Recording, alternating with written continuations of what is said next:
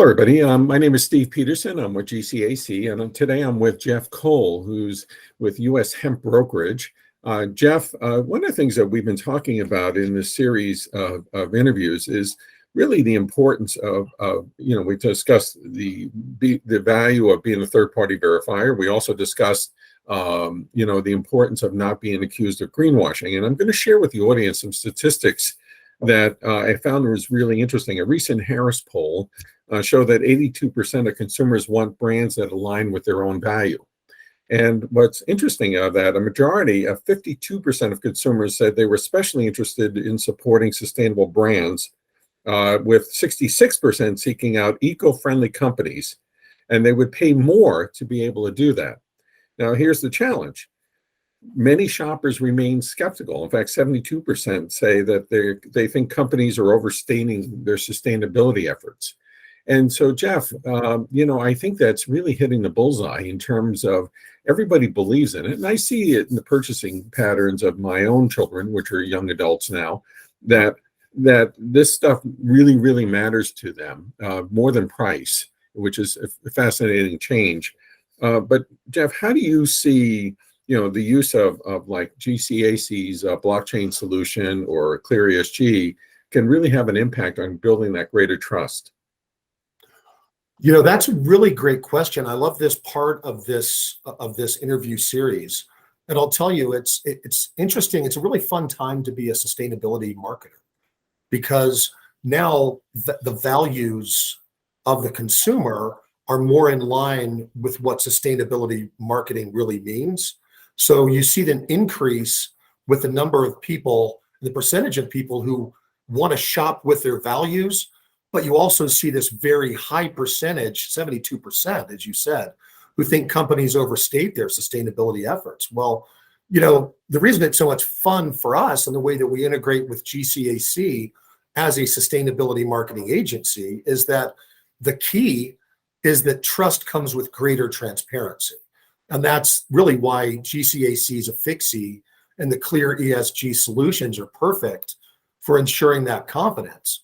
Unfortunately, 80% of consumers don't immediately trust brands that say they're sustainable, and about half, about 51%, I think the number is, believe that greenwashing, quote unquote greenwashing, is common in industries such as in the fashion industry and many others, also especially in the agricultural markets. So imagine the degree of skepticism in new verticals such as cannabis and hemp, where there aren't clear quality and qualified standards and measures. One of the things that the U.S. Hemp Brokerage is doing with GCAC is, in fact, putting in those standards and measures and being able to capture that within the blockchain, and then utilizing all of that authentic, data to support marketing messages that are consistent and transparent. That's why we feel that I'm sorry, Steve. Yeah, no, let me explain for the audience a little bit. A blockchain is a, simply for everybody out there, is a file cabinet where documents can be stored, and it can be read through the normal Web 2.0 browser application. So it serves it up. But the thing is important is it can't be copied or hacked or anything of that nature in terms of authenticity of that document. So go ahead, Jeff. Sure. It's really interesting how that works, right? Because, marketing messages change, companies change, brands change. You're either, gaining market share or defending market share, and your messaging always shifts based on where you are within your own category. But to be able to capture data that's unbreakable, meaning that it can't be changed. That's the benefit of the or one of the great benefits of the blockchain. It's that if you're really authentic, then you should have no problem being able to capture what you say, so you can kind of go back to it if needed. Right. I think some consumer packaged goods brands are going to be very reluctant to put attestations out into the market, and they'll be easy to identify as greenwashers if they do. And I think that this, in many ways, the blockchain helps us kind of level the playing field for brands that are truly authentic brands against brands that have massive marketing dollars and can afford to just reinforce a message that even may be, an insincere message, or, an inaccurate or message.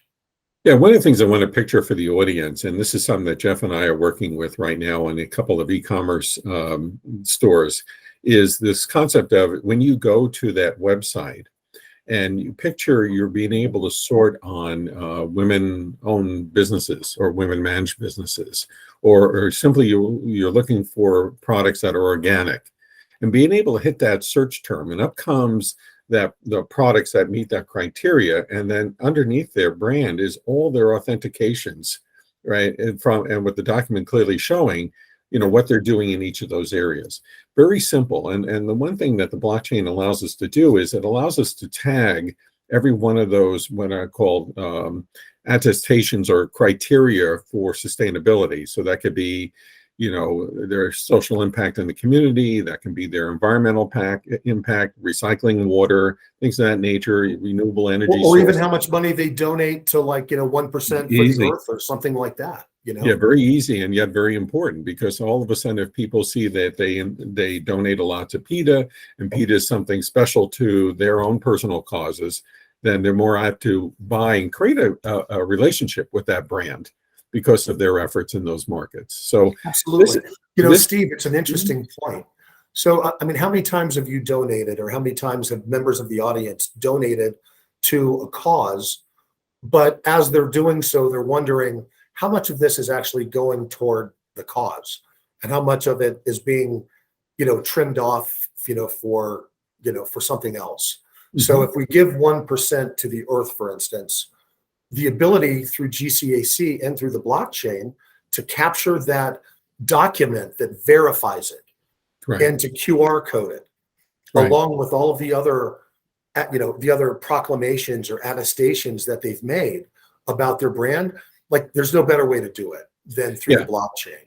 Yeah, and folks, this is something that we're seeing is very successful right now in Europe, and Europe has always been ahead of us, and even Canada, on the sustainability efforts. Here in the States, we've been trailing it, and unfortunately, in some cases, we've made it more punitive, where we're looking at and saying, look, the cannabis, hemp, and all agriculture industries, whether it's wine or other, have a great story to tell. And so when I go to these trade shows and I see these brands, and all they're talking about is their Purple Kush gummies, it doesn't tell me who they are. And right. So this helps you to be able to create a new category for your brand and your company that's truthful and fully transparent. And I think those are the ones that are going to make the transition into the new economy. I think so too. Really, it's the most interesting and fun and exciting time in the natural product marketplace that I've ever experienced, and I've been in it for 30 years now. So I'm one of those early marketing guys. I was actually in Manhattan for about 20 plus years, focusing primarily on developing natural products, brands, and then bringing those brands to market on a very large scale, mm-hmm, using all kinds of different, media outlets, mm-hmm, and medium. So, we've worked with TV and radio and events and print, all kinds of print, huge online, markets and marketing efforts through all kinds of different channels. We've brought product in, to hundreds and hundreds of stores, very large chains. To be really accurate about it, it's thousands of stores. We currently have branded product on over 6,000 shelf feet throughout the U.S. We also do business internationally, and it's really interesting to see that, when we do marketing, you segment the markets in a lot of different ways. Primarily, you'll start with the demographics of your target market. And then there's another element that the natural marketplace has really embraced much more so than the general consumer marketplace, mm-hmm, which is that we target not just on demographics, but on psychographics. So demographics are who the audience is, and that's, age, gender, location, religious, beliefs, ethnicity, that kind of things. It's the who they are. Psychographics are why they do what they do. So that's all based on values. So that's based on what the consumer values. So to your example, Steve, If you wanted to make a purchase of a product and it's your desire to buy from a woman-owned company, well, you can do that with us through GCAC, and you can fill out the filters, and you can go in and you could literally get search results that are for your kind of product that you're searching for based on the values that you have. And that's like, it's really interesting for me because now the way that I love to target markets and enjoy amplifying our marketing messages are more and more in line with what people are thinking and wanting these days. So you've got more people wanting transparency, and that's what we're giving to them. And that's what we're really good at. And we're capturing that through the blockchain. And the reason that we're doing it is because we're creating an ecosystem of sustainable brands that have products that are higher value, higher quality, that are guaranteed to be such.